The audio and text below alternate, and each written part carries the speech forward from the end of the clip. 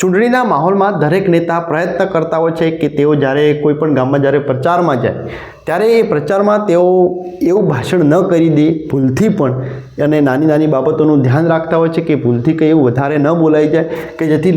લોકોની લાગણી દુભાઈ જાય, લોકોને દુઃખ થઈ જાય, કેમ કે એમની આખી વોટ બેંક છે ને એમની વોટ બેંક ઉપર અસર પડી શકે એમ છે. તમે જોયું છે ગુજરાતમાં પુરુષોત્તમ રૂપાલાનો વિવાદ નાનકડી જ ભૂલ અને મોટો વિવાદ બની ગયો. એટલે દરેક નેતા પૂરેપૂરો પ્રયત્ન તો કરતા જ હોય છે અને નેતાઓ હંમેશા એ રીતે જ ભાષણ આપતા હોય છે કે જેથી લોકોને વધારે પસંદ આવે, લોકો સાથે વધારે કઈ રીતે કનેક્ટ થઈ શકે એના માટે તેઓ પૂરેપૂરો પ્રયત્ન કરતા હોય છે. લોકોને જે ગમે છે એના ઉપર એ લોકો વધારે ફોકસ કરતા હોય છે અને નેતાઓમાં વધારે તમે જુઓ તો તળપદી ભાષામાં વધારે તેઓ વાત કરતા હોય છે કે જેથી લોકો સરળતાથી સમજી શકે. કાંકરેજનો મત વિસ્તાર કે જ્યાં કોંગ્રેસની સારી એવી પકડ છે અને પાટણ લોકસભામાં આવે છે અને પાટણ લોકસભામાં આ વખતે ચંદનજી ઠાકોર ઉમેદવારી જ્યારે નોંધાવી છે તો એ ચંદનજી ઠાકોર માટે થોડી ઘણી સારી એવી વોટ બેંક એ કાંકરેજનો મત વિસ્તાર કહી શકાય, કેમ કે કાંકરેજનો જે મત વિસ્તાર છે એ બધામાં કોંગ્રેસની પકડ છે. કોંગ્રેસના ધારાસભ્ય અમરતજી ઠાકોર એમની અંડરમાં આ બધો આખો કાંકરેજનો મત વિસ્તાર છે, એમના ગામડામાં એમના અંડરમાં આવે છે. એટલે કાંકરેજના મત વિસ્તારમાં આજ રોજ ચંદનજી ઠાકોરની સભાઓ યોજાવા લાગી, અલગ અલગ ગામોમાં એમની સભાઓ યોજાવા લાગી ને એમાં કાંકરેજના ધારાસભ્ય અમરતજી ઠાકોર પણ એમની સાથે પ્રચારમાં હતા અને એમનો જ મત વિસ્તાર છે એટલે અને એમના જ જાણીતા લોકો છે એટલે ક્યાંક તેઓ પણ પોતાની રીતે પૂરેપૂરો પ્રયત્ન કરી રહ્યા છે ચંદનજી ઠાકોરને વોટ આપવા માટે, લોકોને વિનંતી પણ કરી રહ્યા છે. આ બધાની વચ્ચે એમણે અનેક પ્રહારો કર્યા સરકાર ઉપર, કોંગ્રેસે કયા એવા સારા કામો કર્યા છે, ચંદનજી ઠાકોરને વોટ કેમ આપવા, એવા અનેક મુદ્દાઓ ઉપર વાત કરી અને લોકોને કદાચ એની પસંદ પણ આવી છે. પરંતુ એ બધાની વચ્ચે એમને એક વાત કરી કે જે લોકોને વધારે પસંદ આવી અને એ વાત કરી ધૂણવાની વાત. જે રીતે ભુવાઓની જે વાત છે, રમેલની જે વાત છે, ધૂણવાની જે વાત છે, જો કે એ ક્યાંક થોડુંક અલગ છે કે અંધશ્રદ્ધા છે કે નહીં એ આખો અલગ વિષય છે, એના ઉપર આપણે ક્યારેક ચર્ચા કરીશું કે એમાં કેટલું સાચું ખોટું. પરંતુ એ ધૂણવાની વાત એ લોકોને વધારે પસંદ આવી. શું એ વાત હતી, અમરતજી ઠાકોરે કઈ રીતે એની વાત કરી, એ ઉપર થોડુંક આપણે ધ્યાન આપીએ.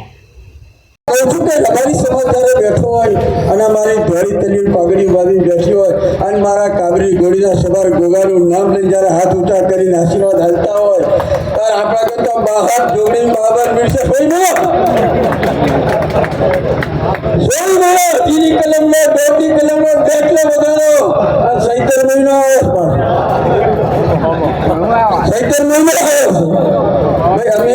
સદાર બાપટ હું માનું છું પણ અમે તમારા પંથવાળા નથી. અમને વધારે આ એકલા વખતે માતા જોડતી હોય એ મને વધારે ભાવે એટલે સૈતર મહિનો આવે છે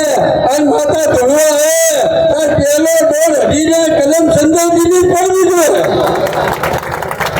અને ફરી ઉતારીને કે માં આ તારો માળવો નાખ્યો છે ગામે ગામના ભૂવા આવ્યા છે અને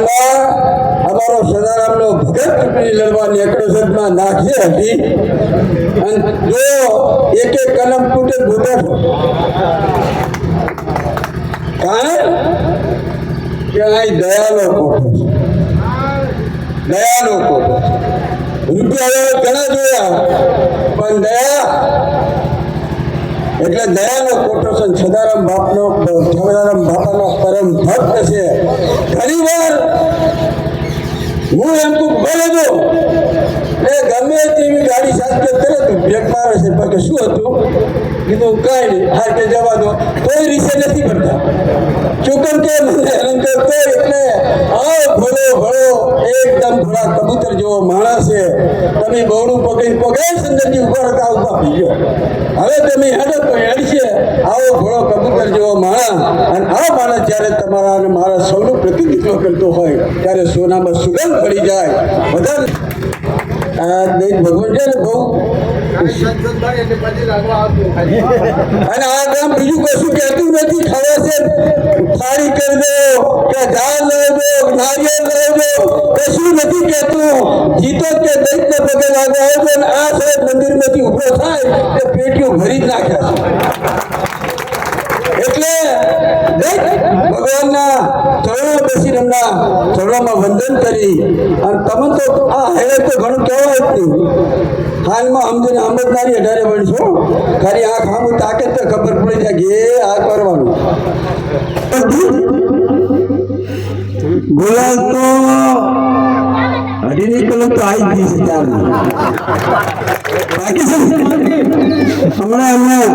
હાજિયાના મત બોલી ગયેલા ભેગા કરી